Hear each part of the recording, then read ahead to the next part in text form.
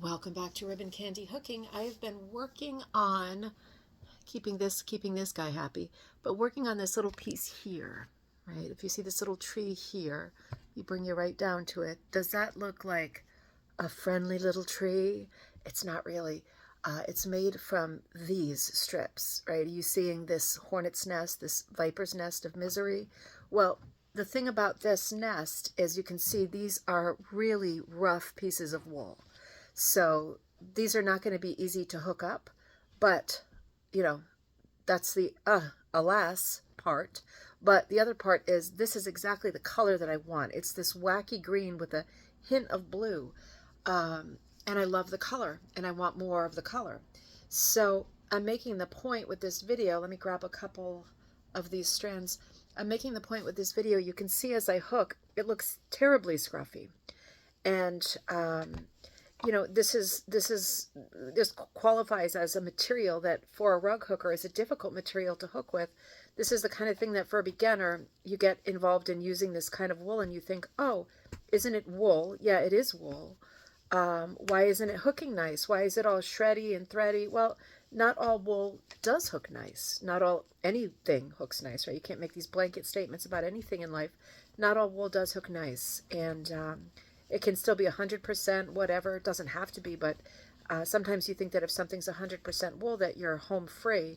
It's not always the case. You often get these kinds of materials, particularly with thrifted or recycled wool. So if you've gone to Goodwill or Savers or whatever, and you found a flea market, right? You found a nice piece of fabric and it's the very color that you want. You love that color. You'll use it sooner or later. It's time. You take it out and you cut it into pieces, however you cut, and it looks shreddy like this. And you think, uh-oh, did I do that? And you know you didn't do anything wrong, right? It doesn't matter. Did I cut it the wrong way? Should I not have cut it with scissors? Should I have cut it with a different cutter? And it's really not about that. It's just the performance of the material. It's shreddy, it's thready, it's the kind of a weave that wants to unravel, probably a loose weave.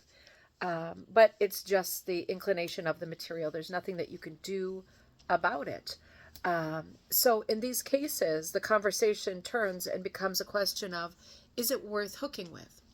And that's a question that I can't answer for you. We all have to answer that question ourselves. It's a case by case, because you might think of yourself as somebody, who can take out material that looks like this, viper's nest, and you might say to yourself, "Oh, that's fine. I have infinite patience for this kind of insanity. I've got infinite.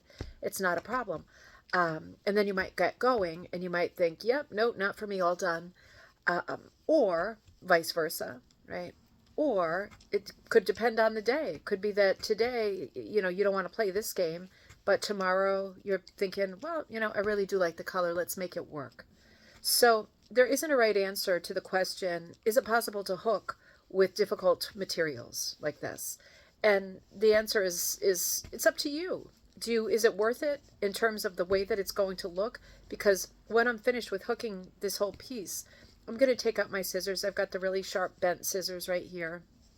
And I'm going to do like an Edward Scissorhands on it. And that's buttons like licking something behind me. I'm going to do some trimming. And the trimming is to, a certain extent going to mellow the look of the thing, right? All these little bits and pieces that are kind of hanging off of it. I'm going to catch them with the scissors. It's going to be very few more minutes of manicuring. But at the end of the day, it is going to maintain this sort of rough look, right? Because it can't help itself. So if you feel like you don't like that look, right, then you're not going to like the way it looks once you've finished it.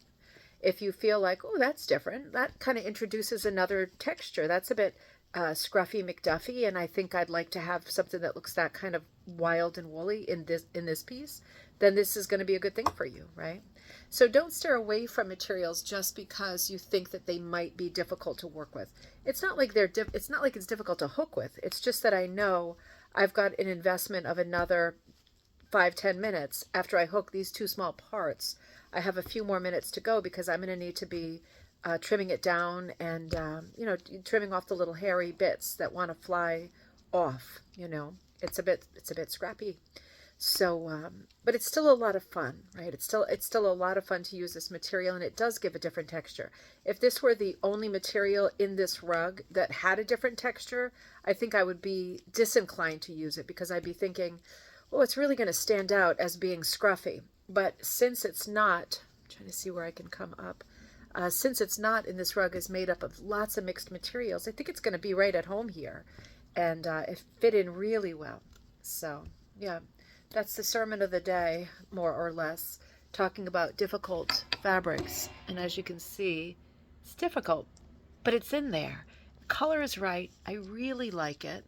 And I'm going to keep going. I'm going to keep going with the really, really wild, untamable wool strips. I will see you next time at Ribbon Candy Hooking.